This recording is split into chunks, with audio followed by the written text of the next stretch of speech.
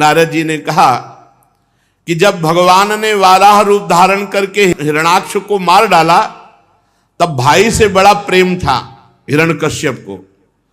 बहुत रोष से जल भुन गया, शोक संतप्त हो उठा, क्रोध से कांपता हुआ अपने दांतों से बार बार ओंठ चबाने लगा। महाभयंकर बलशाली हिरण्यकश्यप ने त्रिशूल उठाया, द्विमूर्धा त्र्यक्ष संबर सतवाव हयग्रीव नमुचि पाक इलवल विप्रचिति पुलोमा शकुन, इन बड़े बड़े दानव दैत्यपतियों को कहा, तुम्हें ज्ञात होना चाहिए कि मेरा शत्रु वो देवताओं का पक्षधारी पता नहीं कब कौन सा रूप धारण करके आक्रमण कर दे। 12 रूप धारण करके मेरे भाई को मार डाला। ये मायावी, ये अपने स्वभाव से गिर गया है। हिरण्यकश्यप ने कहा इसका स्वभाव सम है पर स्वभाव से गिर गया है, ये दैत्यों का विरोधी हो गया है। इसका स्वभाव बच्चों जैसा है, जो चाहे रिझा ले इसको। हिरण्यकश्यप गुस्सा में बोल रहा है। ये बोलने की ताकत किसी में नहीं, ये भगवान के पार्षद हैं जय विजय, वही असुर भाव को प्राप्त हुए, भगवान के समान बलशाली। कह रहा हो जब गला काटेंगे और खून निकलेगा तो उस खून से हिरणाक्ष का तर्पण करेंगे, तब उसकी तृप्ति होगी। सुनो, इसकी जड़ें पहले काट दी जाएं। हरि की जड़ें कौन है?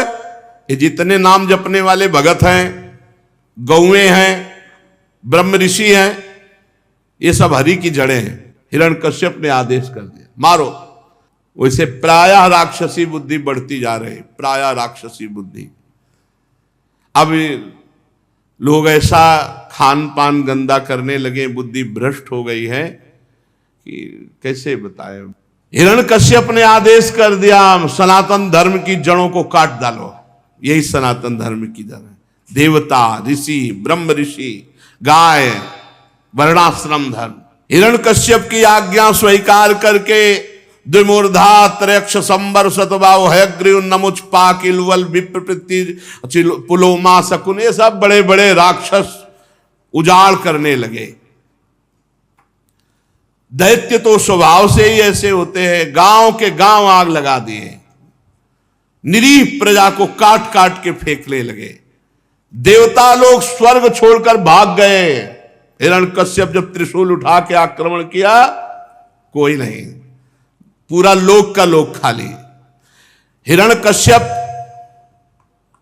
अपने भाई की अंत्येष्टि क्रिया की, हिरणाक्ष की, और अपने परिवार को एकत्रित करके उपदेश दे रहा है। उपदेश बढ़िया है, उपदेश बढ़िया।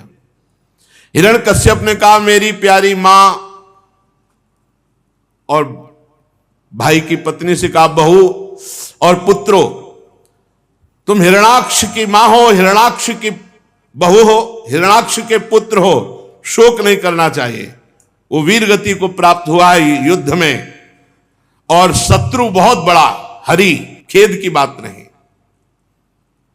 और देखो, ये बात तो आप समझ लो कि जैसे प्याऊ पर बहुत से लोग इकट्ठा होते हैं और थोड़ी देर मिले और पानी पिया सब अलग अलग हो जाते हैं, ऐसे ही संसार में मिलना जुलना है। बड़ा ज्ञानी महात्मा है, ज्ञान की बात करता है। पर उपदेश कुशल बहु तेरे, बड़े उपदेश देने वाले। हिरण्यकश्यप भी उपदेश दे रहा है। वास्तव में माताजी, बहू जी और पुत्रों, ये आत्मा नित्य है, अविनाशी है, शुद्ध है, सर्वगत है, सर्वज्ञ है। ये देह इंद्रिय अंतःकरण से पृथक है आत्मा। अरे इतना जोर का ज्ञान, ब्रह्मबोध, भगवान का पार्षद है ना। अपनी अविद्या का प्रभाव देखो कि अपने स्थूल सूक्ष्म शरीर को अपना मान करके आत्मा भ्रमित हो गया।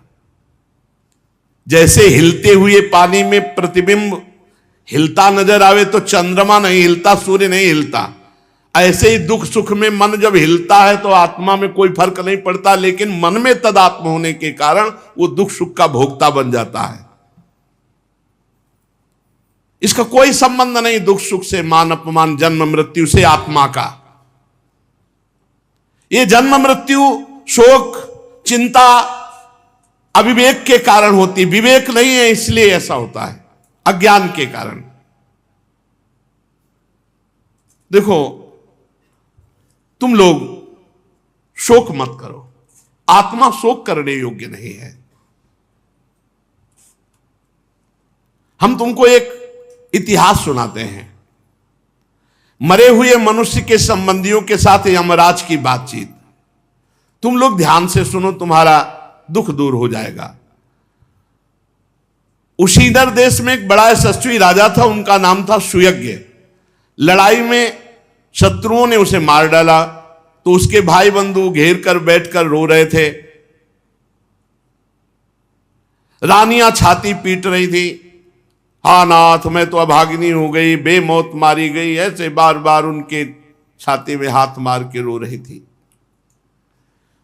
कोई उनके चरणों में, कोई उनकी छाती में हाथ रखकर क्रंदन कर रहे थे, हाय विधाता तू बड़ा क्रूर है, हम पर दया नहीं की, हमारे पति को मार दिया। ऐसा यमराज को बड़ी दया आई, वो प्रकट हुए और कहा बड़े आश्चर्य की बात है, पर प्रकट हुए एक बालक के वेश में और कहा बड़े आश्चर्य की बात है कि तुम लोग हमसे सयाने हो और फिर भी रो रहे हो।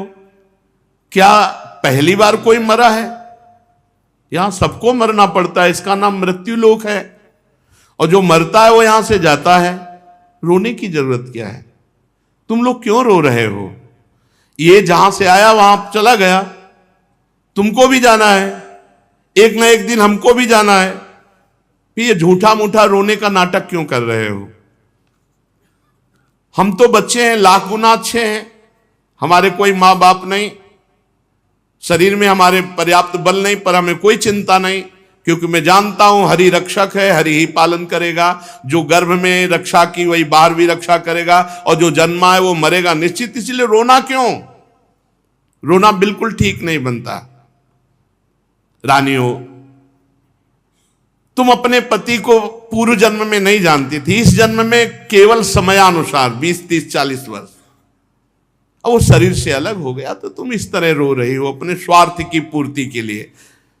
जैसे मनुष्य अपने मकान को अपने से अलग मिट्टी का देखता है, वैसे ही ये शरीर बिल्कुल अपने से अलग है और इसी की मृत्यु होगी।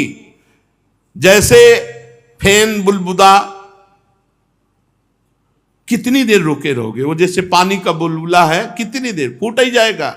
अंजुली में पानी कितनी देर निकल ही जाएगा।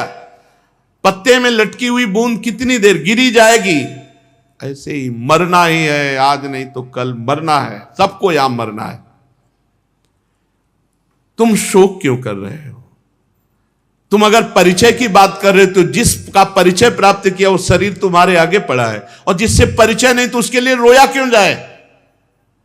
जीवात्मा से परिचय नहीं था तो बिना परिचय से रोए क्यों? जिसका परिचय वो सामने पड़ा है तो फिर उससे बनता नहीं रोना। पर अज्ञान, ये अज्ञान जड़ देह में ममता कर लेने के कारण 5 ज्ञानेंद्री, 5 कर्मेंद्री, पंचभूतों से भले इस शरीर में मैं मान करके जो वो ये बार बार जन्मेगा, मरेगा, रोएगा, क्लेश प्राप्त करेगा। बहुत तरह से हिरण्यकश्यप ने बड़ा ज्ञान, इसीलिए प्रवचन का ज्यादा महत्व नहीं। अगर जीवन सही नहीं है, भजन नहीं है, तो प्रवचन करने मात्र से, लच्छेदार भाषण दे लेने मात्र से वो ब्रह्मबोध प्राप्त महात्मा या भगवत प्राप्त नहीं हो जाता है। ना महात्मा प्रवचने न लभ्या न मेधया न बहुना श्रुतेन। प्रवचन तो बहुत लोग कर लेते, हिरण्यकश्यप भी कर रहा है। अपने परिवार को हिरण्यकश्यप ने कहा, ना कोई अपना है, ना कोई पराया है, ना कोई यहां सत्य है, सब मरना है। ये दुराग्रह है, बुद्धि का भेद है, इसलिए रोना बंद करो। बड़ा परमात्म तत्व का ज्ञान का उपदेश किया। नारद जी कहते हैं कि ये उपदेश केवल कर रहा है, आचरण में बिल्कुल एक भी बात नहीं। इसलिए उपदेश करता जो उपदेश करे वही आचरण में हो, तब तो ठीक, नहीं तो धन कमाने के लिए किया हुआ उपदेश उसका कोई महत्व नहीं। वो जड़ माया चैतन्य के जो बंधन से युक्त भाव, इसका भेदन नहीं कर सकता। उसका उपदेश जो रुपए के लिए, पैसे के लिए, सम्मान के लिए, केवल प्रवचन और आचरण में उतारना कुछ नहीं। ऐसे प्रवचन तो बहुत लोग दे रहे हैं। हिरण्यकश्यप भी प्रवचन दे रहा है। जब तक भजन नहीं है, जीवन भगवान से नहीं जुड़ा है, जीवन सत्यमय नहीं है, जीवन प्रपंचातीत होने के लिए व्याकुल नहीं है, तब तक प्रवचन क्या है? वो केवल एक वाग्विलास मात्र है। वो केवल वाग्विलास मात्र है। बड़े लच्छेदार प्रवचन हो, लेकिन आचरण नहीं, भगवान से चित्त नहीं जुड़ा, वैराग्य संसार से नहीं, तत्व का बोध नहीं, तो क्या